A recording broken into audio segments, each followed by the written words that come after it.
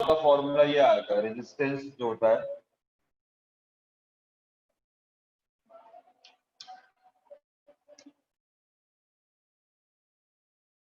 Resistance को हम R से रिप्रेजेंट करते हैं, ठीक है।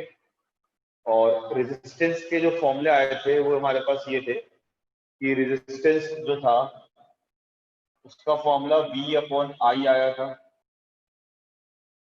उसका एक फॉर्मूला ML/A/N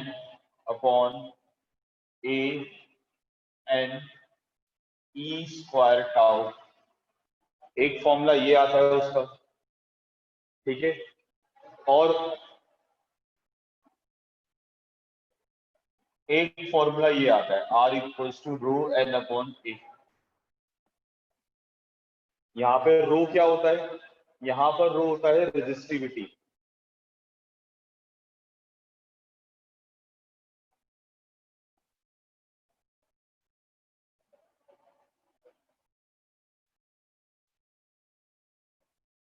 अभी रेजिस्टिविटी क्या होता है ये बाद में डिस्कस करेंगे, ठीक है।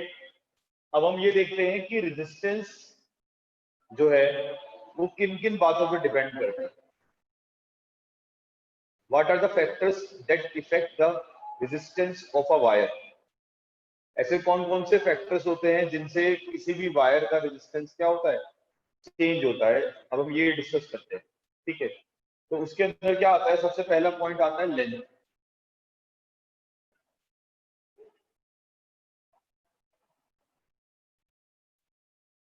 अगर हम वायर की लेंथ चेंज करेंगे तो रेजिस्टेंस क्या होगा, चेंज होगा। सेकंड आता है क्रॉस सेक्शनल एरिया।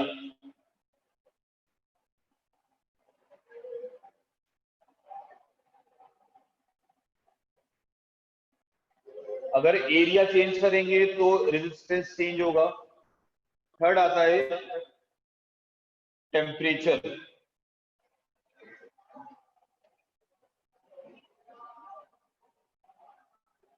अगर हम टेम्परेचर चेंज करेंगे तो रेजिस्टेंस चेंज होगा। और फोर्थ आता है नेचर ऑफ मटेरियल।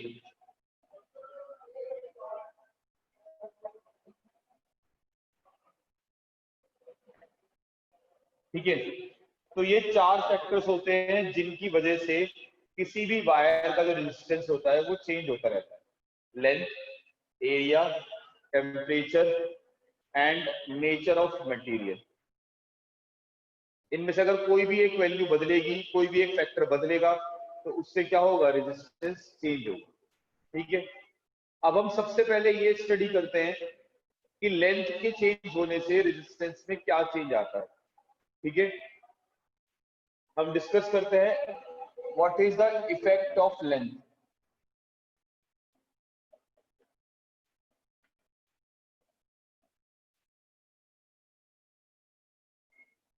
लेंथ का क्या इफेक्ट होगा रेजिस्टेंस पे। ठीक है, तो सबसे पहला पॉइंट आता है, आप देखें रेजिस्टेंस लेंथ के डायरेक्टली प्रोपोर्शनल है। यानी कि अगर हम लेंथ को इंक्रीज करेंगे तो रेजिस्टेंस भी क्या होगा, इंक्रीज होगा, बढ़ेगा। अब लेंथ को इंक्रीज करने के दो तरीके आते हैं एग्जाम में। एक वाले मेथड में तो हमें ये लिख रखा होता है कि हमने जो लेंथ इंक्रीज करी है वो कैसे इंक्रीज करी है, उसके आगे एक वायर और कनेक्ट कर दी। जैसे इसको हम लिखते हैं नॉट स्ट्रेचिंग।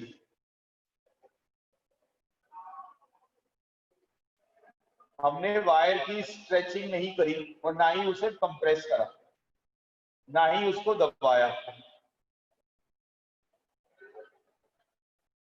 नॉट स्ट्रेचिंग और कंप्रेसिंग, ना तो हम उसको खींच रहे हैं ना हम उसको दबा रहे हैं, और हम उसके लेंथ में चेंज ला रहे हैं बिना खींचे बिना दबाए। कैसे, जैसे मान लो ये एक वायर है, इस वायर के आगे मैंने एक वायर और कनेक्ट कर दी यहाँ पर ऐसे करके, तो हमने लेंथ को बढ़ा दिया। या बीच में से अगर हम इसे कट कर देते हैं तो हमने लेंथ को आधा कर दिया। ठीक है, कोई स्ट्रेचिंग नहीं करी, कुछ नहीं करा, बस बीच में से कट कर दिया या ऐड कर दिया आगे जाके। तो क्या होता है, अगर लेंथ n टाइम्स हो जाती है, अगर मान लो लेंथ 2 टाइम्स हो गई, या लेंथ 3 टाइम्स हो गई या लेंथ आधी हो गई, तो रेजिस्टेंस जो होगा वो भी n टाइम्स हो जाएगा। ठीक है। और फिर सेकंड केस में आता है, अगर इन केस स्ट्रेचिंग करी गई है या कंप्रेसिंग करी गई है,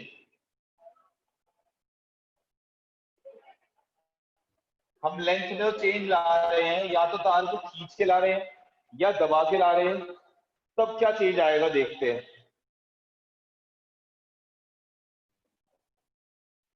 देखिए, इस केस में अगर हम लेंथ में n टाइम्स चेंज करेंगे, सपोज करें कि हम तार को खींच रहे हैं, खींच के उसकी तार को लेंथ को डबल कर रहे हैं। अब आप ये देखिए, अगर लेंथ डबल होगा तो स्ट्रेचिंग करने से क्या होगा, एरिया भी आधा होगा। ठीक है ना। अगर लेंथ डबल हुआ तो एरिया भी हाफ होगा, ये बात कंफर्म है। तो होगा क्या, जो आपके पास रेजिस्टेंस का फॉर्मूला होता है रो एल अपॉन ए, अगर लेंथ मान लो डबल हुई तो 2 ऊपर आएगा, लेकिन एरिया भी आधा होगा। एरिया आधा होने से क्या होगा, नीचे वाला 2 भी ऊपर आ जाएगा, यानी कि रेजिस्टेंस 4 टाइम्स हो जाएगा। ऐसे मान लो लेंथ ट्रिपल हुई तो ऊपर 3 आएगा, लेकिन एरिया 1/3 हो जाएगा, तो नीचे का 3 ऊपर चला जाएगा। तो हम ये बोलेंगे कि रेजिस्टेंस n स्क्वायर टाइम्स होगा।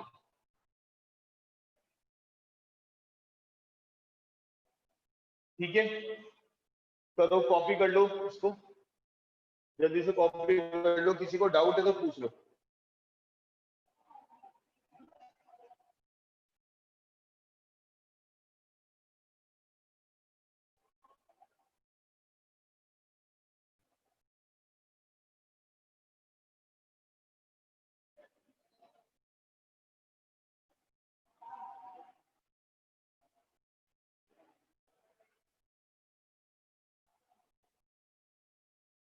कॉपी करो बेटा सब,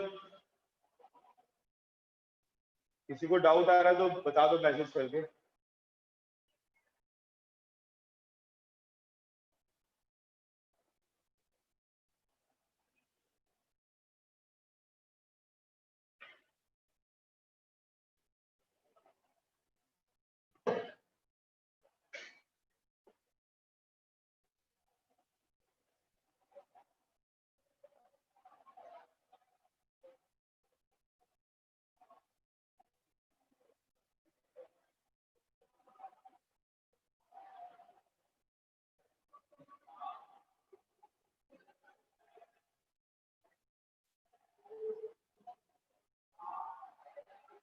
ठीक है, मैं बता देता हूँ दोबारा से, आप पहले कॉपी कर लो सब बच्चे।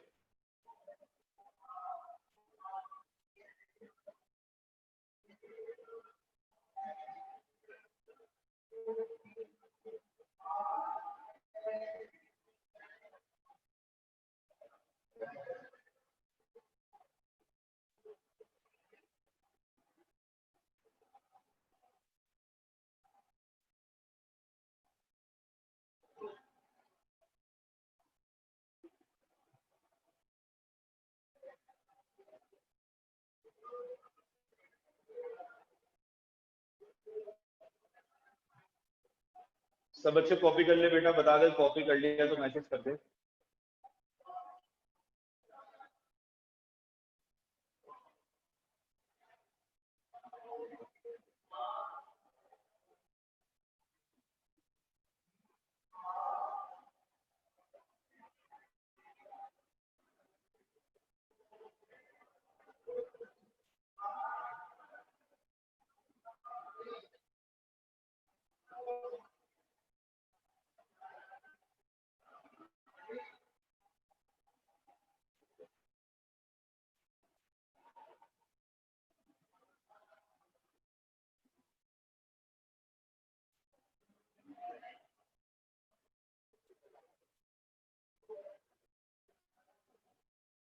सबने कॉपी कर लिया बेटा, बताइए जल्दी से। Done, all of you.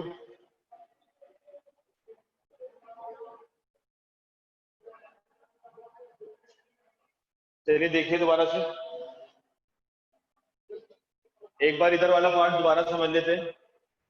हम यहाँ पढ़ रहे हैं इफेक्ट ऑफ लेंथ, जो ये वाला पार्ट है, इधर वाला पार्ट, उसको मैं दोबारा समझा रहा हूँ। इसके अंदर मैंने पढ़ा है effect of length, effect of length on resistance. That means अगर हम लेंथ को चेंज करेंगे तो रेजिस्टेंस में क्या चेंज आएगा। सबसे पहले देखिए, रेजिस्टेंस लेंथ के डायरेक्टली प्रोपोर्शनल है, तो अगर हम लेंथ को बढ़ाएंगे तो रेजिस्टेंस बढ़ेगा, सीधी सी बात है। अब यहाँ पे लेंथ को इंक्रीज करने के भी दो तरीके होते हैं। एक तरीके में तो ये होगा नॉट स्ट्रेचिंग और कंप्रेसिंग, मतलब हम लेंथ को जो इंक्रीज कर रहे हैं या जो डिक्रीज कर रहे हैं, उनको इंक्रीज और डिक्रीज करने के लिए हम स्ट्रेचिंग नहीं कर रहे हैं, हम किसी और तरीके से इंक्रीज या डिक्रीज कर रहे हैं। जैसे अगर मैंने कहा यहाँ पर मेरे पास एक वायर है, ठीक है, मैंने इसकी लेंथ आधी कर दी, तो आधी करने के लिए बीच में कट कर दिया मैंने, ये इसकी लेंथ आधी हो गई। तो लेंथ अगर आधी हो गई तो रेजिस्टेंस भी क्या हो जाएगा, आधा हो जाएगा। लेंथ अगर 2 गुनी हो गई तो रेजिस्टेंस भी क्या हो जाएगा, 2 टाइम्स हो जाएगा। लेंथ अगर 3 टाइम्स हो गई तो रेजिस्टेंस भी क्या हो जाएगा, 3 टाइम्स हो जाएगा। ये कब है, जब आप स्ट्रेचिंग नहीं करेंगे या कंप्रेसिंग नहीं करेंगे। फिर सेकंड केस आता है, इन केस अगर आप स्ट्रेचिंग कर रहे हैं या कंप्रेसिंग कर रहे हैं, तो अगर आप स्ट्रेचिंग करेंगे या कंप्रेसिंग करेंगे तो उस केस में क्या होगा, देखिए, जैसे अगर ये मेरे पास एक वायर है, आपने क्या करा, इस वायर की लेंथ इंक्रीज कर दी स्ट्रेच करके। जब आप इस वायर की लेंथ इंक्रीज करोगे स्ट्रेच करके, तो आप ये देखना कि एरिया भी डिक्रीज हो जाएगा अपने आप। अगर आप लेंथ को इंक्रीज करोगे स्ट्रेचिंग करके, तो आप देखना बेटा एरिया भी डिक्रीज हो जाएगा अपने आप। यानी कि अगर लेंथ n टाइम्स हो गई तो जो रेजिस्टेंस है वो अपने आप n स्क्वायर टाइम्स होगा। क्यों, क्योंकि अगर लेंथ बढ़ी, मान लो n टाइम्स हो गई, डबल हो गई लेंथ, तो एरिया भी तो आधा हो गया। अब जब लेंथ डबल हो गई तो एक टू यहाँ आया और एक टू डिवाइड में यहाँ पर आया, ये टू ऊपर चला गया, यानी कि रेजिस्टेंस कितने टाइम्स हो गया, रेजिस्टेंस 4 टाइम्स हो गया। 2 बार 2 आ गए, 2 बार 2 क्यों आ गए, क्योंकि एक लेंथ की वजह से आया और एक एरिया की वजह से आया। ऐसे ही मान लो 3 टाइम्स करते तो 2 बार 3 आते हैं, एक लेंथ की वजह से 3 आता है, एक एरिया की वजह से 3 आता है। तो हमने इसलिए कहा कि n स्क्वायर कर दो, क्योंकि हर बार वो सेम कंडीशन आएगी। ठीक है, सबको समझ में आ गई, जिनको प्रॉब्लम आ रही थी। प्रियांशु, मुकुल, क्लियर हो गया।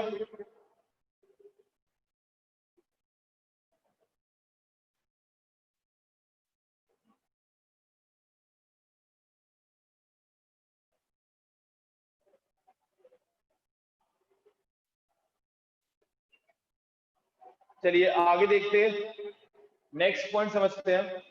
नेक्स्ट पॉइंट आता है effect of area.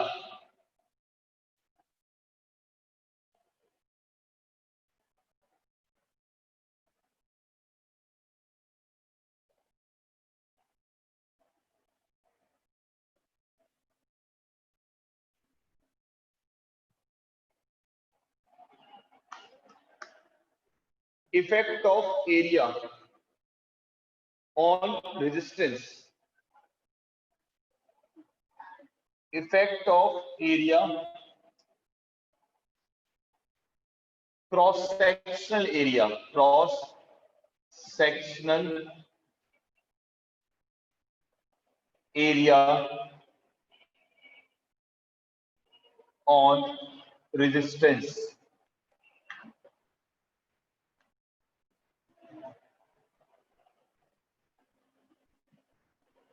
Cross sectional area के चेंज होने से रेजिस्टेंस पे क्या इफेक्ट होता है, ये हमें देखना है। तो आप ये देखो कि रेजिस्टेंस एरिया के इनवर्सली प्रोपोर्शनल होता है। Resistance is inversely proportional to area. That means अगर हम एरिया को इंक्रीज करेंगे तो रेजिस्टेंस जो होगा वो डिक्रीज होगा। ठीक है, अगर एरिया इंक्रीज होगा तो रेजिस्टेंस क्या होगा, डिक्रीज होगा। और अगर सपोज करें कि हम इसके अंदर दोबारा से पहला पॉइंट लेते हैं, नॉट स्ट्रेचिंग और कंप्रेसिंग।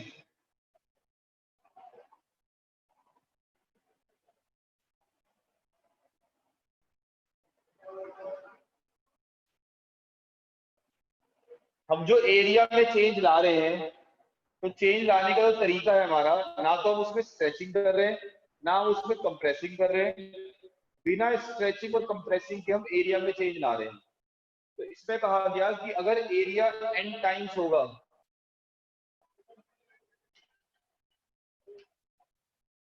अगर एरिया की वैल्यू n टाइम्स होगी तो रेजिस्टेंस जो होगा वो r बाय n हो जाएगा। मान लो एरिया डबल हो गया तो रेजिस्टेंस क्या हो जाएगा, आधा हो जाएगा। एरिया ट्रिपल हो गया तो रेजिस्टेंस क्या हो जाएगा, 1/3 हो जाएगा। तो दैट मीन्स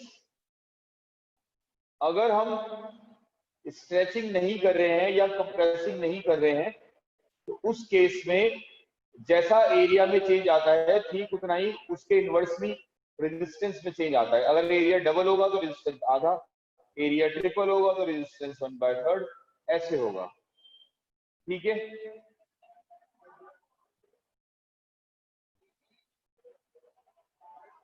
फिर हम सेकंड पॉइंट देखते हैं। अगर इन केस हम स्ट्रेचिंग करते हैं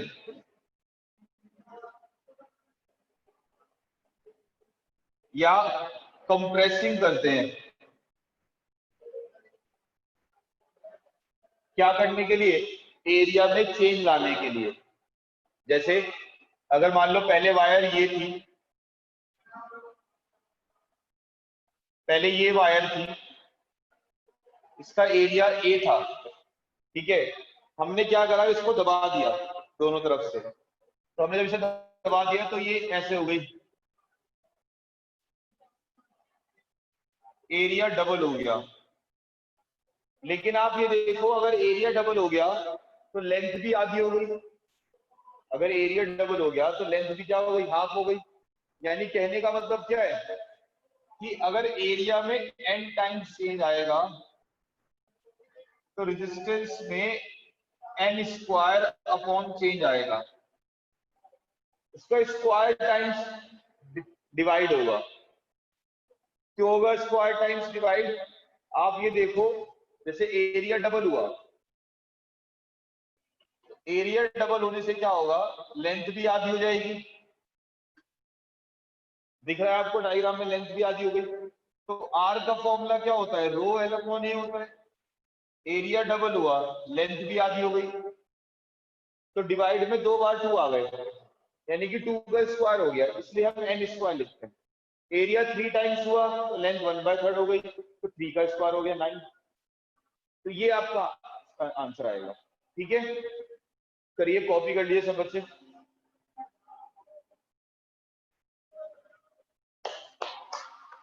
सब बच्चे नोट करें अपनी अपनी कॉपी में।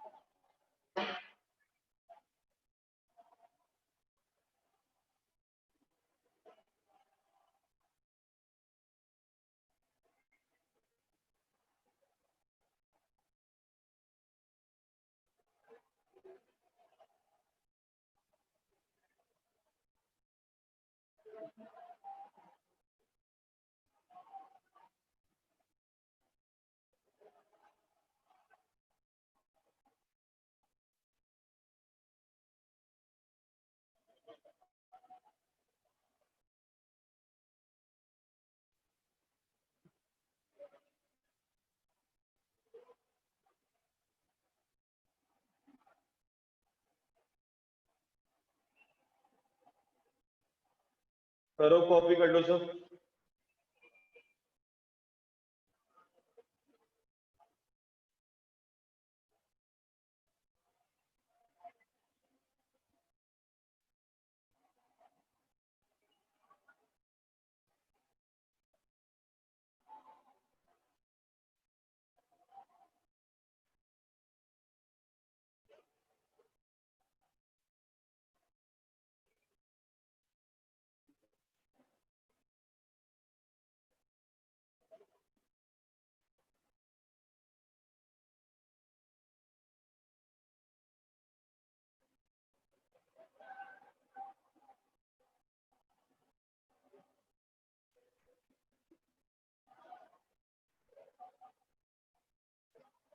सब बच्चे कॉपी कर ले अपनी अपनी कॉपी में जल्दी से।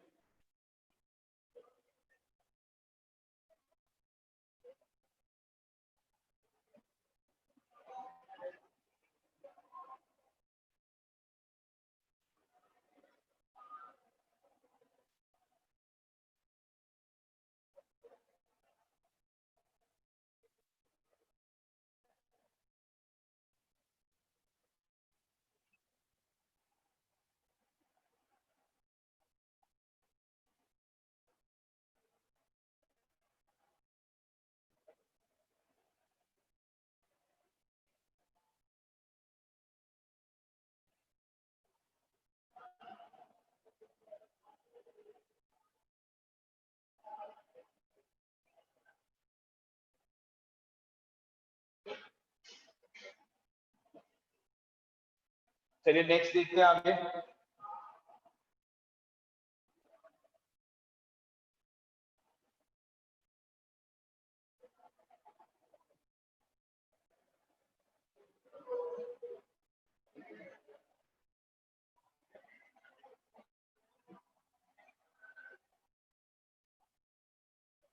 देखिए नेक्स्ट पॉइंट क्या है हमारे सामने।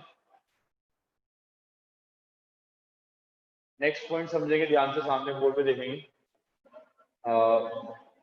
Next is conductance. कंडक्टेंस क्या होता है?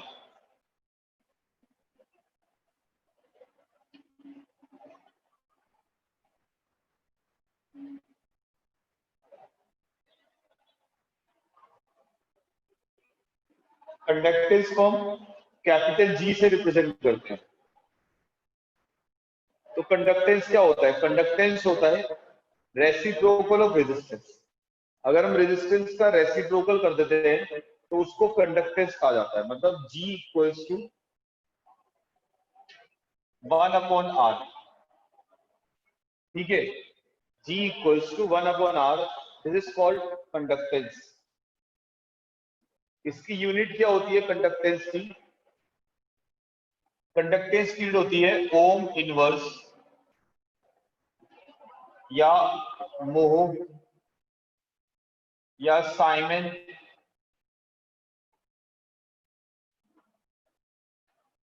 या फिर इस तरह से भी सिंपल बना देते हैं। इस तरीके से 3-4 यूनिट्स की फॉर्म में हम इसे रिप्रेजेंट कर देते हैं। ओम इनवर्स, मोह, साइमन एंड ओम का साइन। और ये तीनों चारों एक ही है। ऐसा नहीं है कि भाई ये एम के सी जस्ट कुछ है, बस एक ही यूनिट है, उसको अलग अलग तरीके से रिप्रेजेंट करा गया और कुछ नहीं। ठीक है, तो जो फैक्टर्स रेजिस्टेंस पे इफेक्ट करते हैं वो कंडक्टेंस से भी करेंगे। जैसे हमने कहा था लेंथ, एरिया, टेम्परेचर, इन सब फैक्टर की वजह से क्या होता है? रेजिस्टेंस चेंज होता है। रेजिस्टेंस चेंज होगा तो कंडक्टेंस भी चेंज हो रहा होगा। ठीक है, फिर नेक्स्ट आता है हमारे पास रेजिस्टिविटी। रेजिस्टिविटी क्या होता है?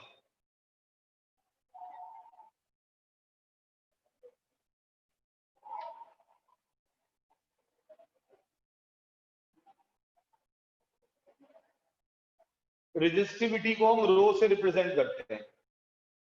अब रेजिस्टिविटी किस तरह से डिफाइन होता है देखिए। जैसे हमें पता है कि आर का फॉर्मूला होता है रो एल अपॉन ए। अब अगर हम इस फॉर्मूले में एल की जगह 1 मीटर रख देते हैं, एरिया की जगह 1 मीटर स्क्वायर रख देते हैं, एल की जगह 1 मीटर रख दिया, एरिया की जगह 1 मीटर स्क्वायर रख दिया, तो R रो के बराबर आ गया। रेजिस्टेंस की वैल्यू किसके बराबर आ गई? रेजिस्टिविटी के बराबर आ गई। तो यही हमने डेफिनेशन में कह दिया क्या कि सर रेजिस्टिविटी जो है वो किसी भी वायर का रेजिस्टेंस ही है। Resistivity is the resistance of a wire whose length is 1 metre, जिसका लेंथ कितना है? 1 मीटर है, and cross sectional area is 1 metre square, that is called resistivity. ठीक है, रेजिस्टिविटी क्लियर हो गया सबको? कैसे डिफाइन करेंगे? कोई डाउट तो नहीं किसी को? अब रेजिस्टिविटी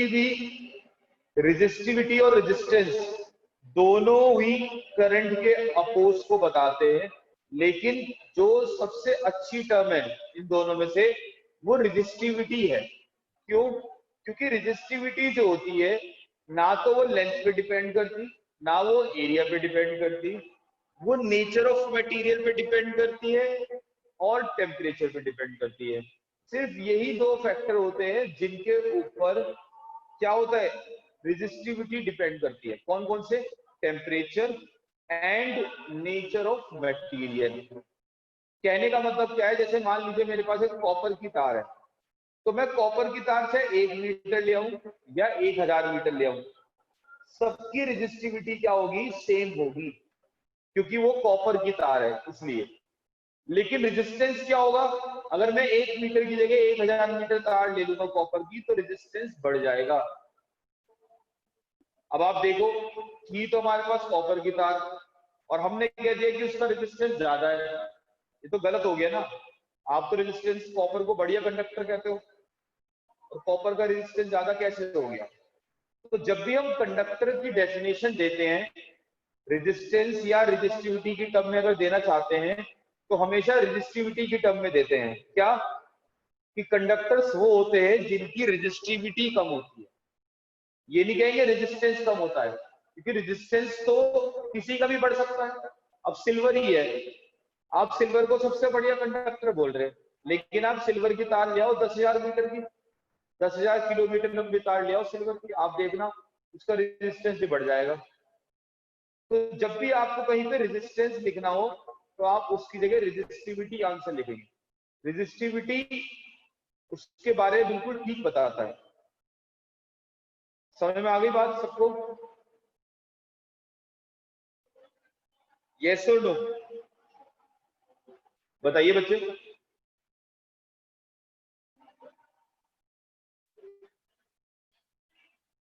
रेजिस्टिविटी जो होती है वो किस किस पे डिपेंड करती है? नेचर ऑफ मटेरियल पे एंड टेम्परेचर पे, बस दो बातों पे डिपेंड करती है रेजिस्टिविटी। और रेजिस्टिविटी का फॉर्मूला क्या होगा? एक फॉर्मूला और होगा, m upon n e square tau. ये रेजिस्टिविटी का फॉर्मूला होगा। रेजिस्टिविटी की यूनिट होती है ohm metre. Ohm metre is the unit of resistivity. फिर हमारे पास आता है conductivity.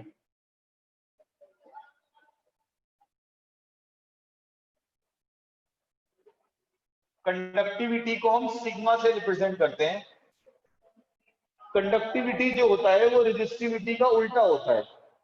Reciprocal of resistivity is called conductivity. और कंडक्टिविटी की यूनिट होती है साइमन मीटर इनवर्स। ये कंडक्टिविटी की यूनिट होती है साइमन मीटर इनवर्स।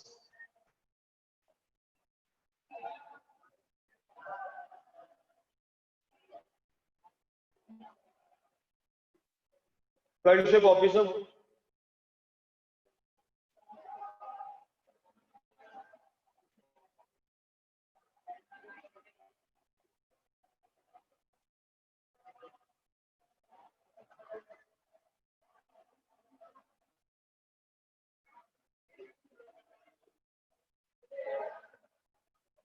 सबने कॉपी कर लिया बेटा?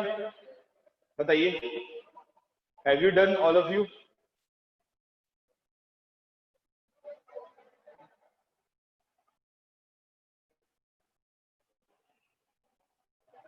चलिए बस अभी आज इतना ही पढ़ लेते हैं, बाकी हम नेक्स्ट क्लास में पढ़ा देंगे आपको। ठीक है, थैंक यू।